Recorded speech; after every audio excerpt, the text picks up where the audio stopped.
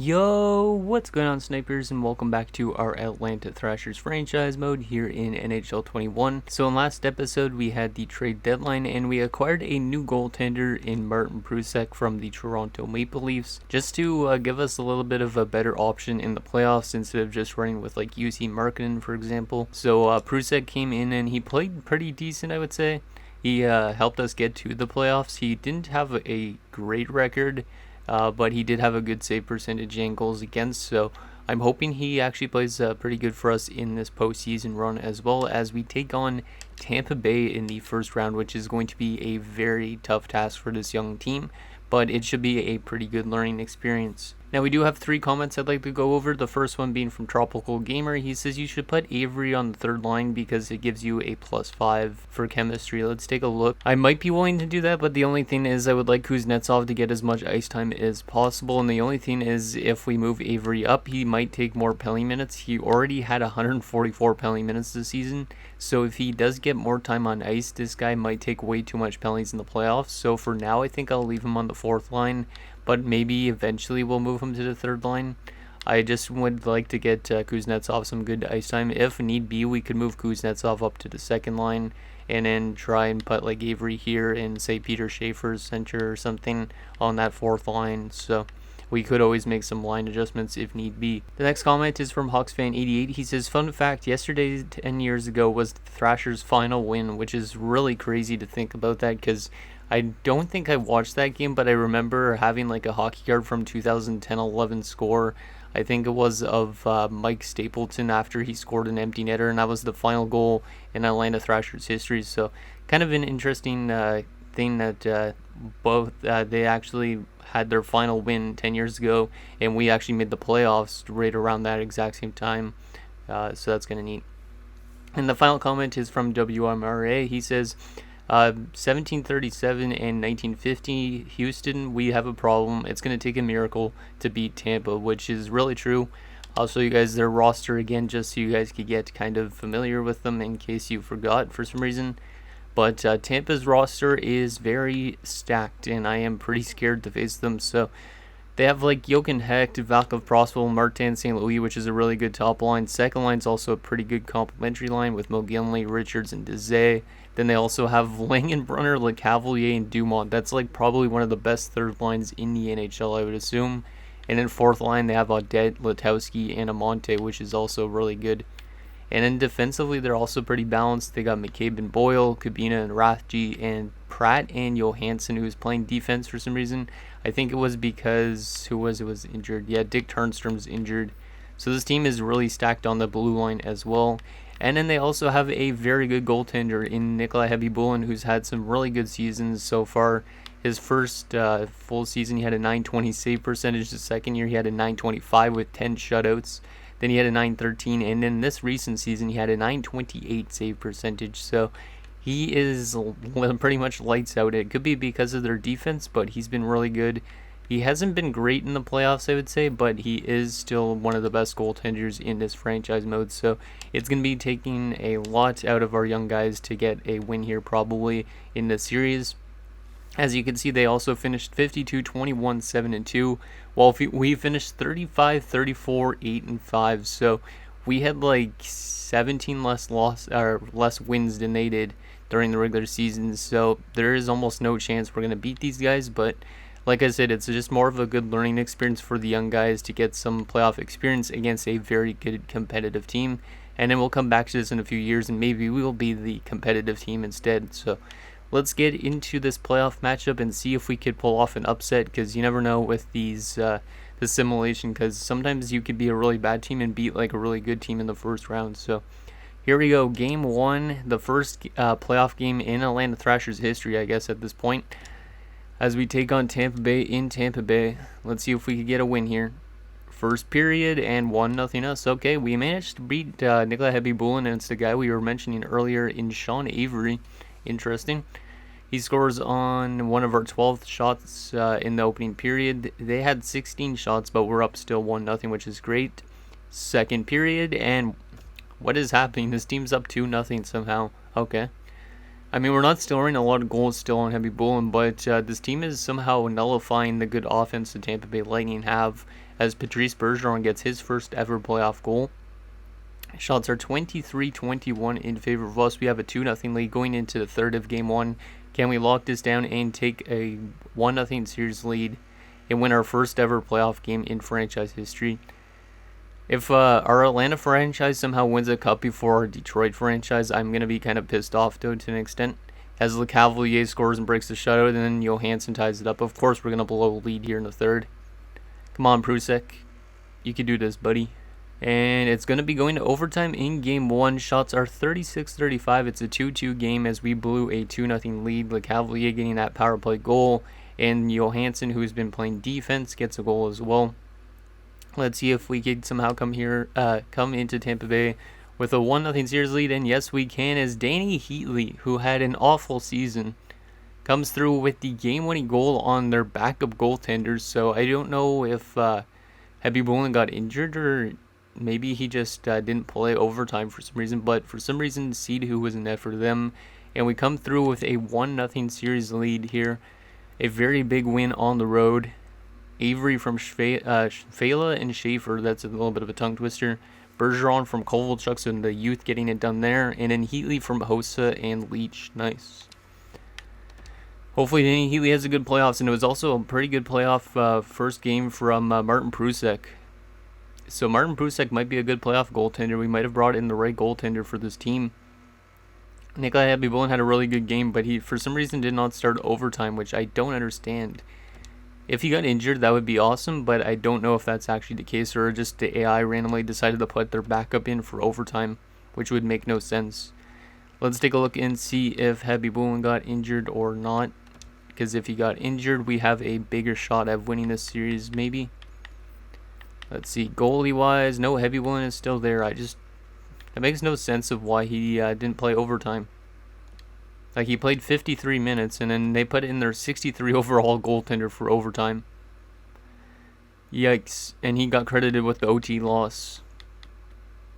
724 goals against. Yeah, I don't know why you would put in at 63 for overtime, but whatever floats your boat at Tampa Bay. Maybe they're just trying to give us a series win here. Okay, let's get into Game 2. That was a pretty good opening game. I don't know if I'm going to make much line changes this playoffs because it's more of a learning experience, and I don't expect us to really win. So let's see what happens here in Game 2. First period, and once again, after one, we have a 1-0 lead in the game. Bergeron gets his second of the playoffs, so that's pretty awesome. Shots are 14-9 in favor of Tampa. I feel like we're going to be a cheese team and maybe upset Tampa Bay. I don't know why. Second period, and wow, okay, we're up 3-0. Peter Schaefer scores and Jim Fahey scores. Yeah, we're definitely being the cheese team so far. Shots are 26-21 in favor of Tampa, but for some reason, we have a 3-0 lead, and Shvela scores to make it 4-0. I don't know how this team is playing this good against a juggernaut like Tampa Bay. We're definitely being the cheese team in this factor. Power play opportunity for Tampa Bay. They don't score. Yeah, Tampa's offense hasn't really been there much. Like, it was there at the end of last game, but it fell apart fully in this game, and it was not there for the first two periods of last game either. So we win 4-0, and we get a shutout. So Martin Prusek has been on the ball so far this playoffs. Bergeron from Kovalchuk, Schaefer from Leach and Avery, Fahey from Avery, and Shvela from Hossa. 3 stars, Prusek with a 38 save shutout. Avery gets second star with 2 assists. He's got 3 points in this playoff run, I think, as well. And then Bergeron, the 3rd star. So far, I'm really liking this team's play. We've been playing really good defensive hockey. We've been scoring goals from most of our lines, and then our goaltending has been really good as well. So, no problem so far. We head to Atlanta for our first ever playoff game on home ice. Can we come through here with a win and go up 3-0? This might be a really short episode if this team continues to win like this. First period, and it's scoreless. Okay, so a little bit of a different outcome in that first period. Last 2 games we've had the lead after one, but at least Tampa Bay Lightning have not been able to score in first periods, it seems like. Shots are 12-8 in favor of them. Can we have a good second period here? Second period, and we're down by a goal. Okay. Still pretty good performance from Prusek so far. Brad Richards gets that opening goal. Shots are 18-17 in favor of Tampa Bay. Can we tie this up here in the third period? Come on, boys. Kovalchuk, Heatley, penalty kill, and Brad Richards scores again. St. Louis actually been really quiet in this playoffs. Brad Richards has been probably the best player for Tampa Bay, him and LeCavalier, considering they haven't scored that much. And it looks like we're going to get shut out after shutting them out. Oh, maybe not. Brian Leetch scores late, and that is going to be it as we lose 2-1. So another good defensive game from our team, but our offense did not show up this game. So the home team has yet to win a game. So our goal was from Leetch and Asham, and Maltby got the assist, okay? And I went to go to 3 stars, but I missed that, so whatever. But, yeah, so far Prusek's been really good. No complaints with this team so far for having a 2-1 series lead. Like, our defense has been stellar. We haven't really been scoring, I'd say, a whole lot of goals, but this team isn't really an offensive team. It's more of a grindy defensive team. And then also Martin Prusek has just been insane so far with that 961 save percentage and a 1.33. Like, when he played in the playoffs before in Ottawa, he had a really good save percentage and stuff like that. And then also a few years before that, or the year before that, he played really good. So maybe he's just a really good playoff goaltender because he's currently got a 961 career playoff save percentage and a 1.23 goals against.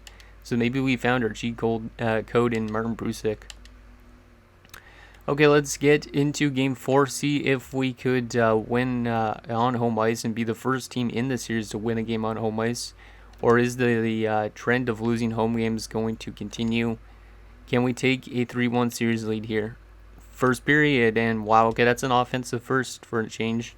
Donald Det scores and Brad Richards scores, so Brad Richards continues his hot streak, while Bergeron scores a shorthanded goal and Danny Heatley scores, so Bergeron's got like 3 goals this series, and Heatley's got 2. So Heatley's starting to pick it up a bit, but I'm still not really sold on his play from the regular season, so he might be still trade bait at some point. Shots are 12-7 in favor of Tampa Bay.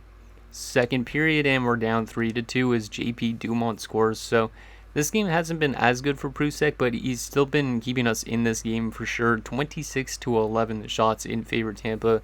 This team is not getting a lot of opportunities here in this game.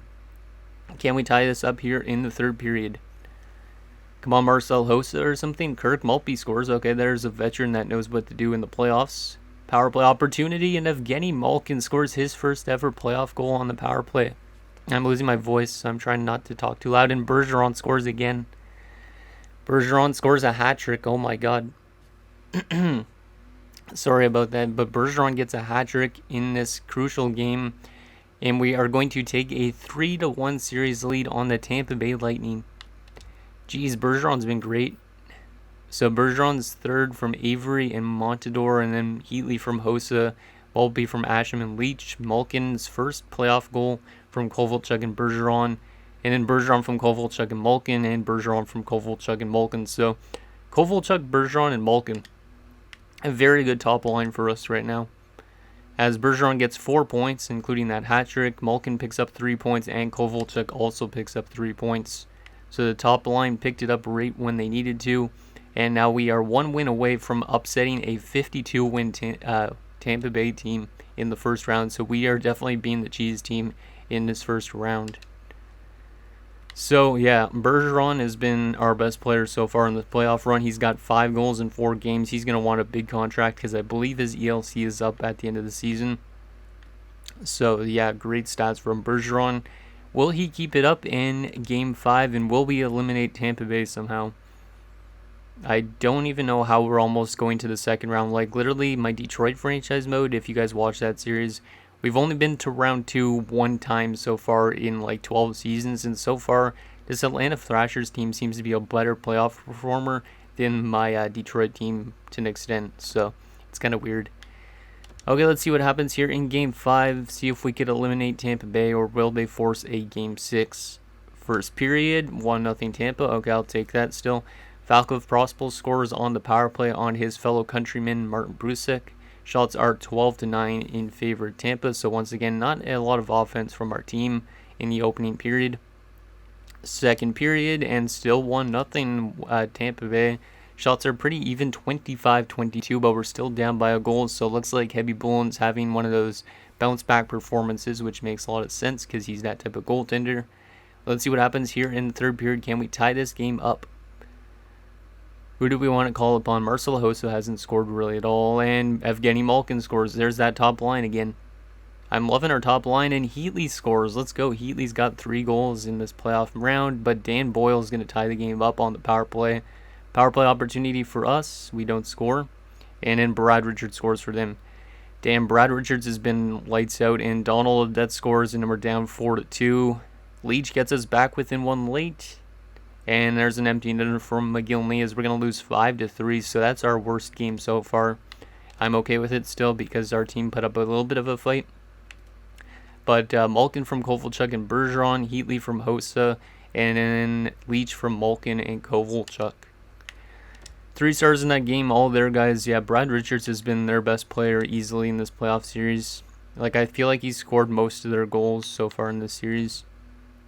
But the last 2 games haven't been as good defensively. We've allowed 8 goals in our last 2 games. So it's kind of a bit concerning, but this team still has a 3-2 series lead. Can we eliminate Tampa Bay with a win on home ice, or are we going to a Game 7? If we lose this game, I might make some little bit of changes. But like I said, I don't really care if we get eliminated in the first round or not. So, first period, and it's scoreless. Okay, I'll take that. Shots are 14-9 in favor of Tampa.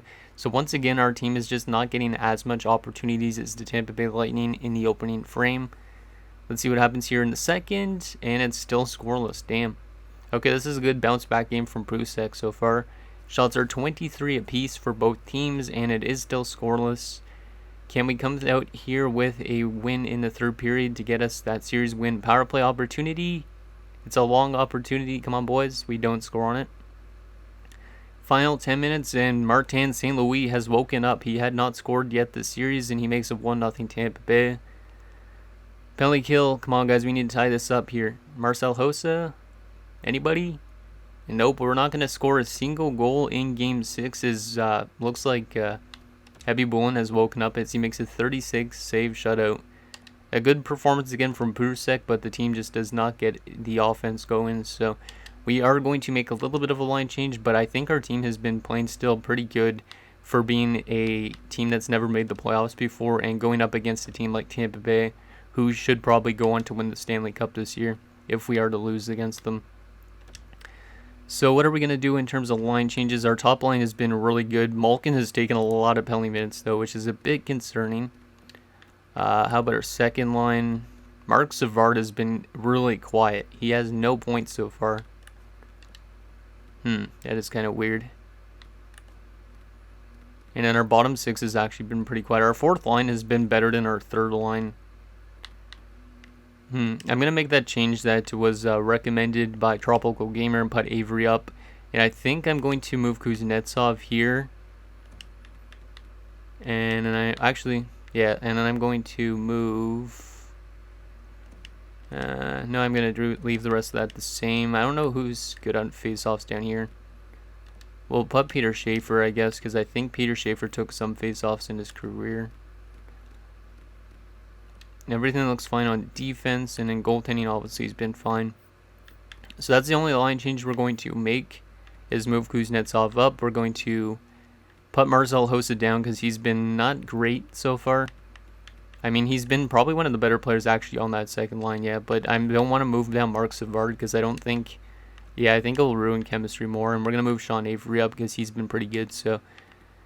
Yeah, let's see how that helps us out and see if we could win in Game 7 and somehow go to the second round, or are we going to be eliminated by the 52-win team in Tampa Bay? More than likely we're going to get eliminated, but at least this team had some good jump this series if that is the case. So, real-time simulation for this Game 7. Let's see if we could get a win here on the road, or will Tampa Bay come back from that 3-1 deficit against us? Come on, boys. Kovalchuk, Heatley, Bergeron, not Heatley. Kovalchuk, Malkin, and Bergeron, you guys have been the best probably in the series for us. We need you guys to get going again.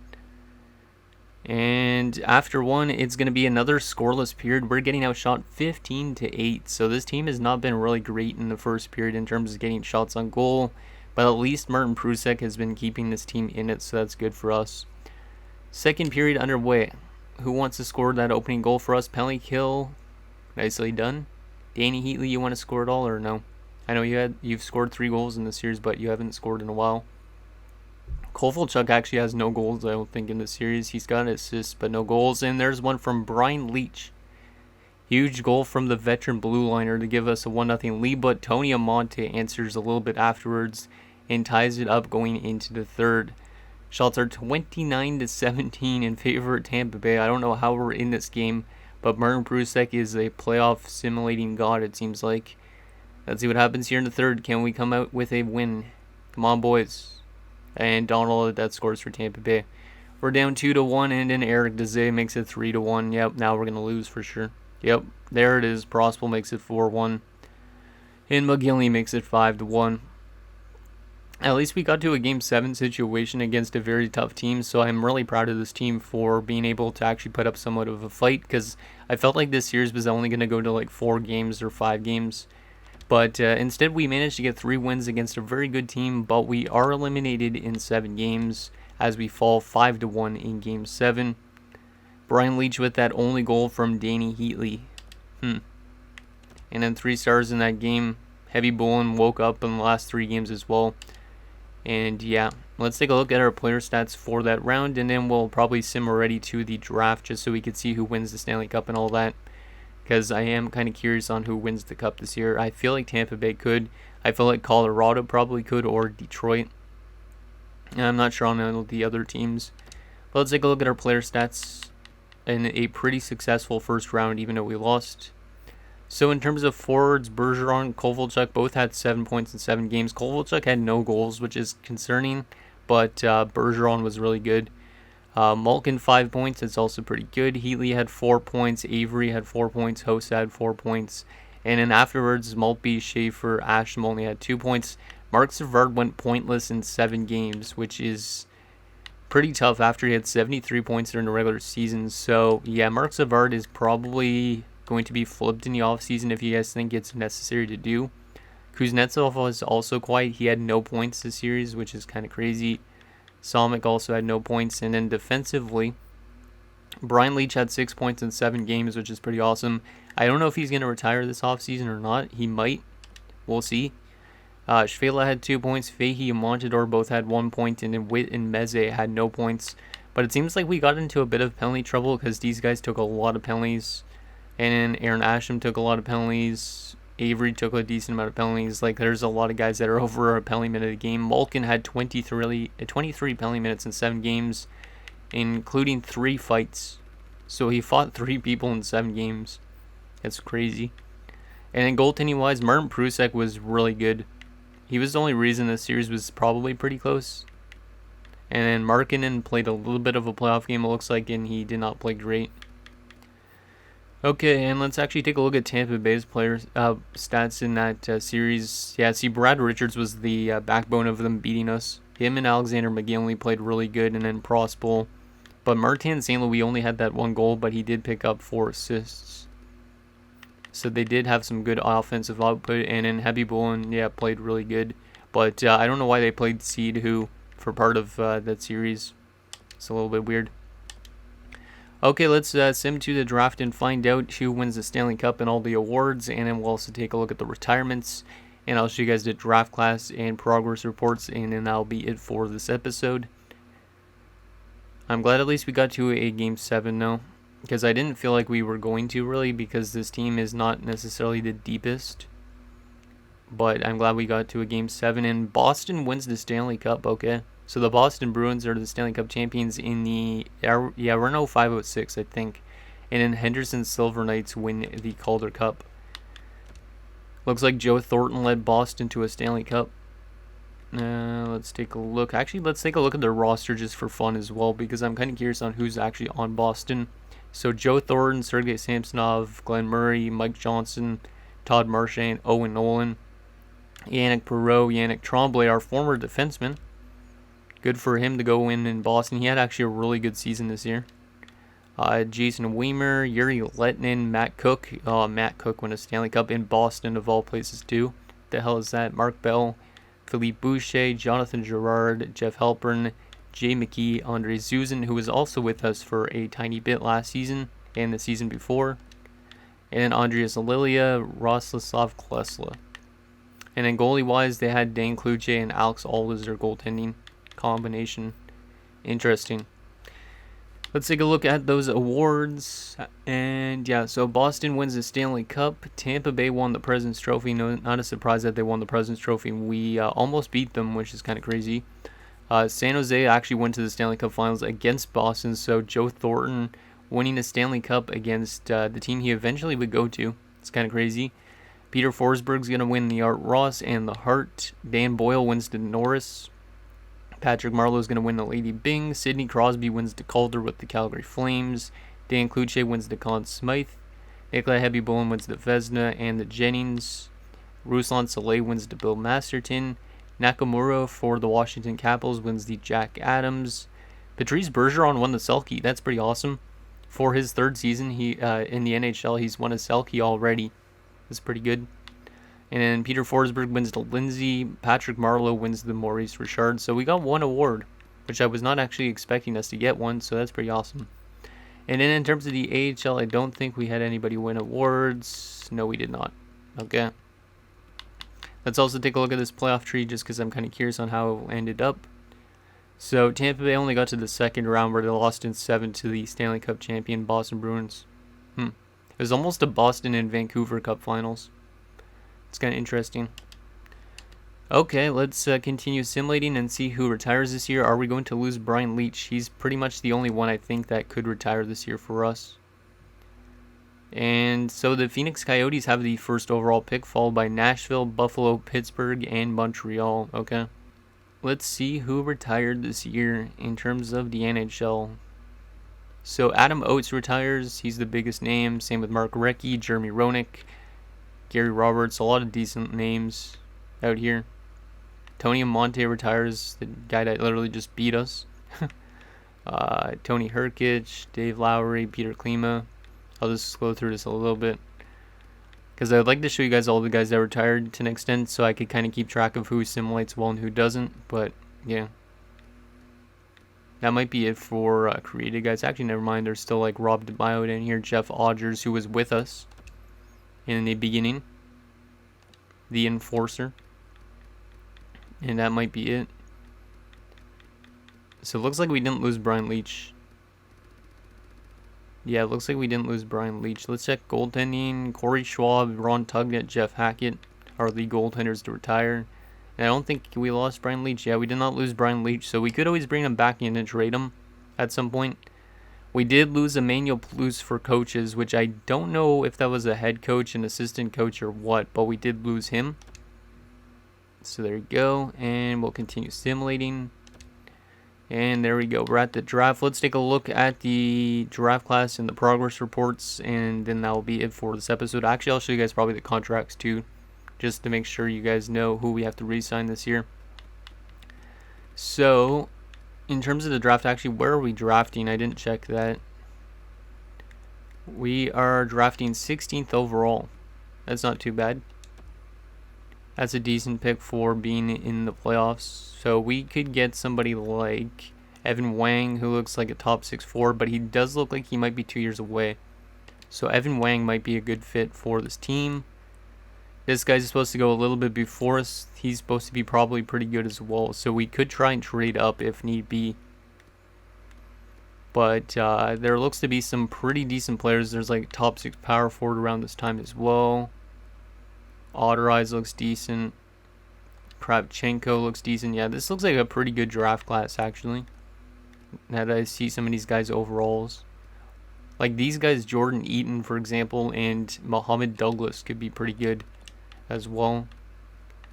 Yeah, this might be a really good draft class for us. Okay, let's take a look at those progress reports. See if there's any good developments. So, looks like most of this is statistical decline and growth. Bergeron's getting a lot of statistical growth. Malkin's getting, was that natural growth? A little bit of natural and a little bit of statistical. But it is good that we're getting some good growth. And then goalie-wise, looks like some decline. Oh, no, statistical growth for Markkinen, okay. And then in the system, looks like we're getting some development from most of our guys, including Carey Price, who's up to a 77, so he might be a backup by next season, which is nice. And then we also got Blugis, who we drafted in the second round, who's getting some development, which is nice to see. Brian Elliott's getting good growth. Wall and Brody getting growth. Isaiah Edmonds is getting some growth as well. So that's good news. We're getting some good growth in our system. Let's take a look at our contract situation, and that'll be it for this episode. So all expiring. So Bergeron, yeah, he's going to want a big-ass contract. He wants, actually, he doesn't want actually as much as I thought. We could give him the max in 8 years if we want to. And then we have pretty much everybody we signed in the offseason last year, including Asham, Maltby, Fahey, Leach, Svela, Avery, Montador, etc. And then, yeah, all those guys as well. A lot of UFAs. And then goaltending-wise, we have Markkanen, Prusek, Vlasic, and then Kluchek. We have to get pretty much back all our goaltending. I'm probably going to sign this Robbins guy because he's a high fringe starter. And maybe sign the Pinot guy as well, just in case he develops. And then unsigned guys, so far we might have to sign Carey Price for sure. Brody and Blugis, I don't know if they get signed yet or not. Brody is in the OHL, so he can't play for another year, and same with Blugis, so they wouldn't be able to play in the AHL yet. But this Cole Mining guy and Ronning might play in the AHL next season, or probably will play in the AHL next year. So anyways, guys, that's going to do it for this episode of our Atlanta Thrashers franchise mode. So in next episode, we'll take it to another draft and re-sign stage as we look to continue improving this team so we could even get farther than the first round. So let me know what you guys think down below, and I'll see you guys next time.